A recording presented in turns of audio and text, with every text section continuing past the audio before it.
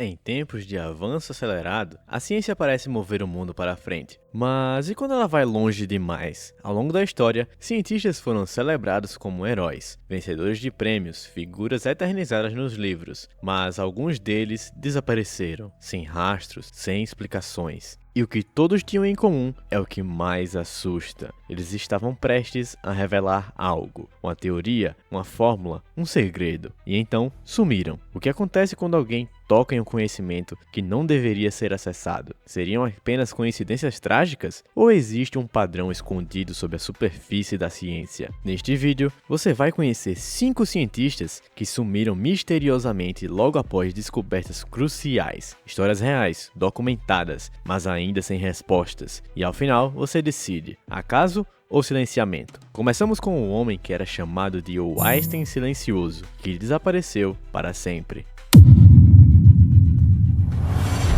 1938, Itália. O físico Ettore Majorana embarca em um navio de Nápoles para Palermo, mas quando o navio chega, ele não está a bordo. Nenhum corpo é encontrado, nenhum passageiro se lembra dele. Sua cabine está arrumada, seus pertences estão lá, mas Ettore Majorana desapareceu como se tivesse evaporado da realidade. Esse não era um homem qualquer. Aos 31 anos, Majorana era considerado um dos maiores físicos do mundo, um gênio reservado, quase eremita, que mesmo sendo jovem, já era tratado como igual por nomes como Enrico Fermi, o criador do primeiro reator nuclear. Majorana estudava neutrinos de partículas instáveis, mas principalmente a antimatéria. Décadas antes do termo virar moda em ficção científica, ele já calculava seu comportamento. Em suas últimas semanas de vida pública, ele estava recluso, nervoso, falando pouco. Ele escreveu uma carta aos familiares com tons ambíguos, algo entre uma despedida e um pedido de silêncio. As versões oficiais cogitaram suicídio, mas seu corpo nunca foi encontrado, e poucos acreditam nisso. Com o tempo, rumores surgiram que Majorana havia fugido para a América do Sul, para a Rússia, ou até mesmo sido recrutado secretamente por uma potência mundial. Outros dizem que ele descobriu algo grande demais, algo que desafiava a compreensão da física e talvez da própria realidade. Um conhecimento que poderia reescrever as regras ou destruir tudo se caísse em mãos erradas. Uma teoria moderna propõe que Majorana antecipou ideias sobre simetria de partículas que só seriam validadas quase 80 anos depois. Mas ele nunca voltou, nunca enviou nova mensagem, nunca foi visto de novo, como um fóton desaparecendo após a colisão. Ettore Majorana se dissolveu na história, e até hoje ninguém sabe o que ele descobriu, nem por que ele sumiu. Eugene Malov acreditava que tinha visto o futuro e que esse futuro estava sendo abafado. PhD pelo MIT, Malov era um cientista respeitado, articulado com uma missão clara: provar que a fusão a frio era real. Para muitos, a fusão a frio era uma piada dos anos 80, um experimento mal feito, desacreditado pela comunidade científica. Mas Malov não só acreditava que funcionava, ele dizia ter provas sólidas. Uma fonte de energia limpa, barata, quase ilimitada, e invisível aos olhos do público. Por quê? Malov dizia que havia interesses econômicos e políticos em impedir o avanço, que laboratórios escondiam resultados, que universidades pressionavam cientistas a se calar. Ele publicou um livro, criou um boletim independente, reuniu dados, construiu protótipos, mas então, em 2004, Malov foi encontrado morto. Seu corpo estava no quintal de uma casa da propriedade da família. A versão oficial, um crime comum, cometido por 2 homens após um desentendimento. Mas nada foi roubado, nenhum objeto de valor desapareceu, e pouco tempo antes, Malov havia dito em uma entrevista que estava prestes a revelar algo decisivo sobre a fusão a frio. Seus documentos, inclusive, sumiram após a sua morte. Seu computador foi levado para a perícia, mas nenhum relatório conclusivo foi publicado. Teóricos afirmam que Malov havia conseguido replicar resultados com sucesso e que seria uma ameaça real a modelos energéticos atuais.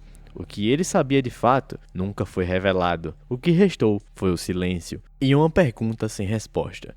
Se alguém realmente tivesse descoberto uma fonte de energia ilimitada, deixariam que ele falasse?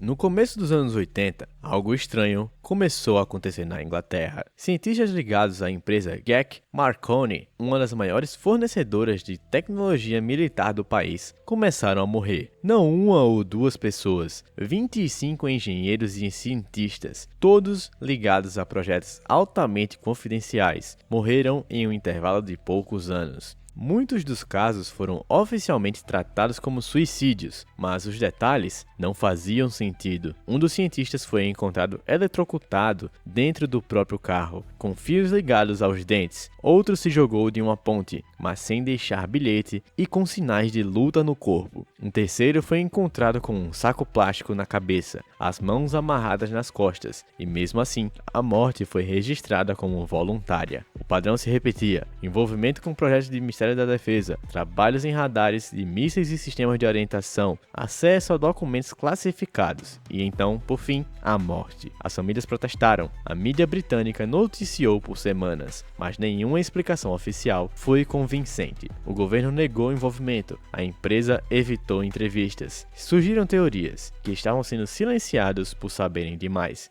que espionagem internacional estava envolvida, ou que, talvez, estavam próximos demais de uma tecnologia militar fora do comum. Algumas investigações independentes sugeriram que os projetos em questão envolviam tecnologias baseadas em frequências mentais, sistemas de camuflagem eletrônica e até armamentos experimentais que poderiam alterar o comportamento humano, mas nada foi comprovado, e um a um, os arquivos desses engenheiros foram sendo apagados, fechados ou transferidos para seções inacessíveis.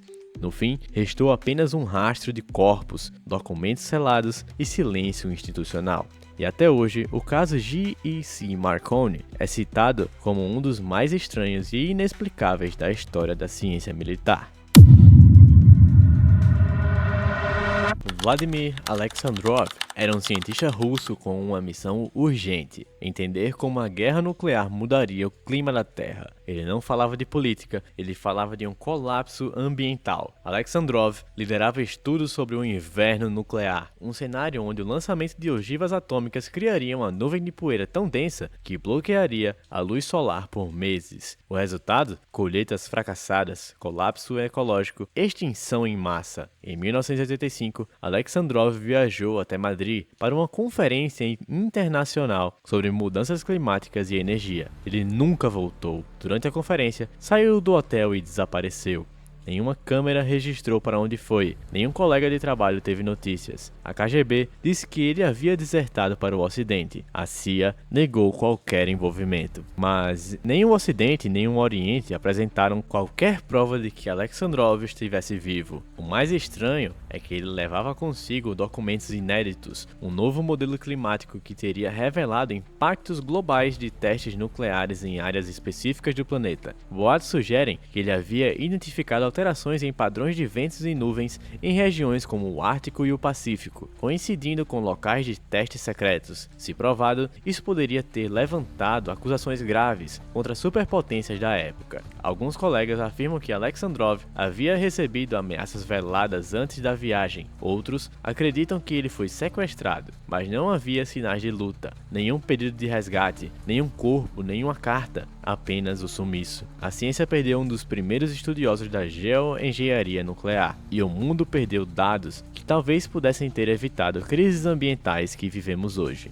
O que Vladimir Alexandrov descobriu? E por que foi apagado tão rápido da história oficial?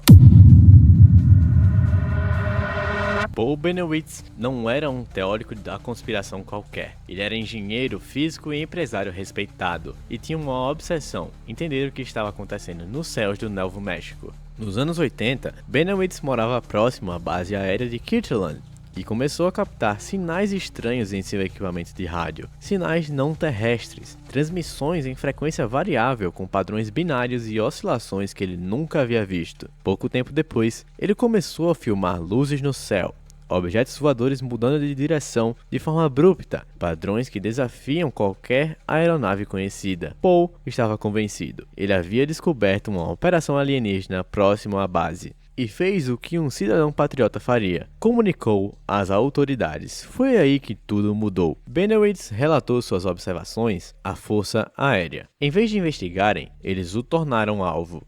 Documentos revelados anos depois mostram que agentes do governo montaram uma operação de desinformação contra ele. Eles passaram a alimentar Paul com dados falsos, documentos forjados e pistas manipuladas, tudo para levá-lo à paranoia. E funcionou. Paul Bennewitz mergulhou cada vez mais fundo. Começou a dizer que havia instalações subterrâneas com seres híbridos, experiências genéticas, pactos entre militares e alienígenas. Ninguém mais o levava a sério. Ele foi internado, sumiu da mídia, sua reputação foi destruída. Mas o mais assustador não são os delírios, é que parte do que ele viu era real.